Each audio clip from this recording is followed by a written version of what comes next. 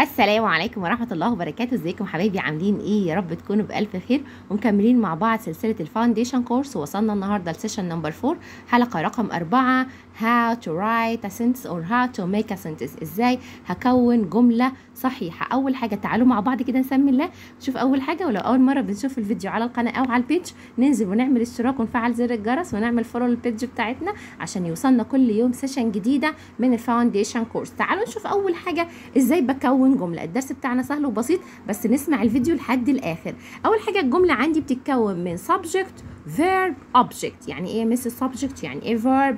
يعني ايه object؟ subject يعني الفاعل، فاعل الشيء. subject اول حاجة الجملة بتتكون من عندي subject فاعل، object ده المفعول، الفيرب اللي هو الفعل اللي انا بقوم بعمله. يبقى اول حاجه بعمل معايا بكون الجمله في الانجليش معايا ازاي؟ subject verb object، subject verb object. اول حاجه تعالوا نشوف الجمل اللي معايا. طب احنا اتكلمنا قبل كده عن البيرسونال بروناونز اللي هي المفترض انها تحل محل الفاعل. تعالوا نشوف ونعمل ريفيجن سريعه كده على البيرسونال بروناونز. قلناهم في سيشن نمبر 1 في الحلقة الأولى من كورس الفاونديشن كورس، من كورس التأسيس. قلنا البيرسونال بروناونز أول حاجة I أنا، you أنت أو أنتي أو أنتم أو أنتن.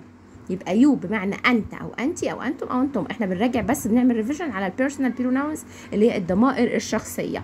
I أنا، you أنت، he هو، she هي، we نحن، they بمعنى هم، it لغير العاقل. دي كلها البيرسونال بروناونز بتحل معايا في الفاعل. او لو انا هذكر اسم زي احمد، محمد، علي، هيبقى معايا برضو ده السبجكت. يبقى السبجكت عندي هنا ممكن احل محلهم باسم او بيرسونال بروناونز. لو اتكلم عن البيرسونال بروناونز زي ما ذكرناهم I انا، you انت، she هي، he هو، we نحن، they هم، it لغير العاقل. وقلنا كمان جزئيه مهمه قوي ان الضمير I البروناون I بيجي كابيتال ليتر في اي مكان في الجمله، سواء جه في الاول او في الاخر لازم يتكتب كابيتال ليتر.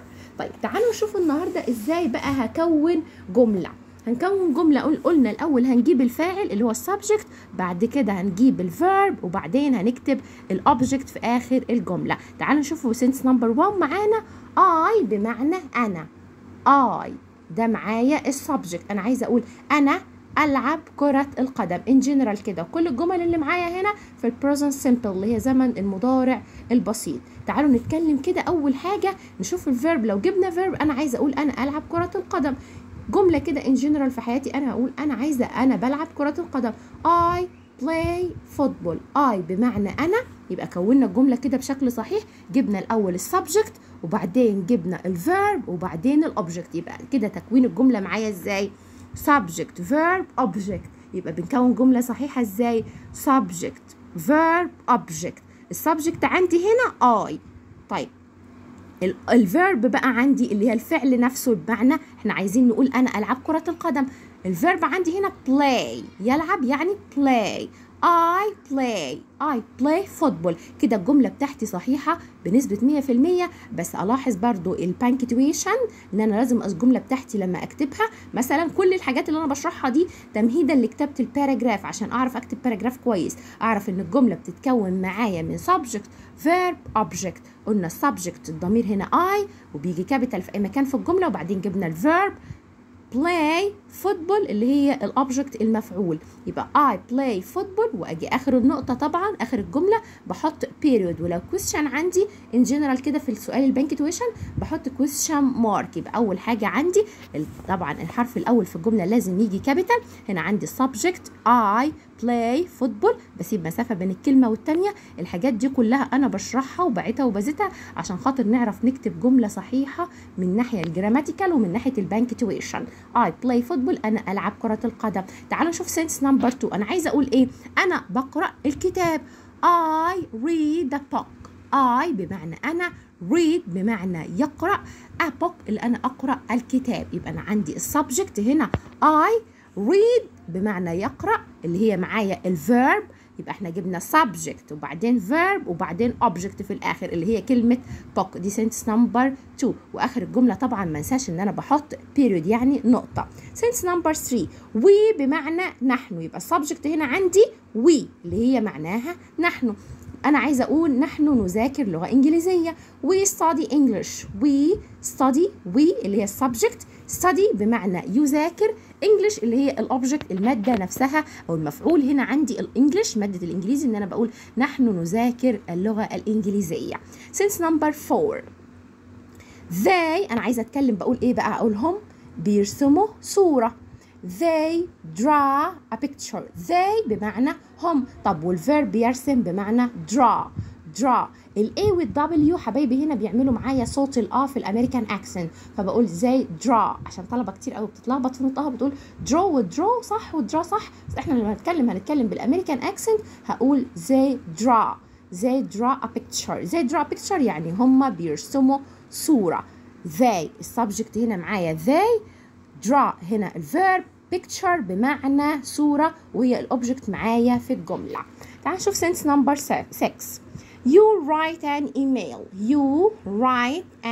email. أنت بتكتب إيميل. you هنا جت معايا subject اللي هي الفاعل، write بمعنى يكتب، an email اللي هي الأوبجكت معايا في الجملة بمعنى ايميل او رساله الكترونيه عبر الانترنت. وايميل طبعا بتبدا معايا بكابيتال لتر، فانا اخدت لها اداه من ادوات النكره، اخدت لها ان، ولسه شارحين الفيديو ده قايلين ان ما يجيش بعدها حرف متحرك تاني، فلو الكلمه بادئه معايا بحرف متحرك فلازم اجيب ان عشان تفض النزاع ما بين الحرفين المتحركين. فين الحرفين المتحركين دول يا مس؟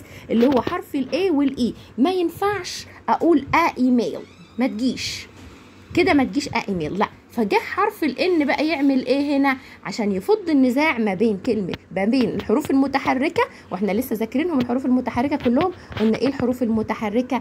A E I O N U. وكمان غنينا لهم اغنيه معينه كده، قلنا الاي ضربت الاي، قالت اي، جت الاو، قالت يو. دي بس كده حدوته صغيره بنحكيها للاطفال عندي في الكورس اوف السيشن عشان خاطر الطلبه تفتكر قوي ايه هي الحروف المتحركه وما تنساهاش. الاي ضربت الاي، قالت اي، جت الاو، قالت يو. انتوا كل شويه تتخانقوا.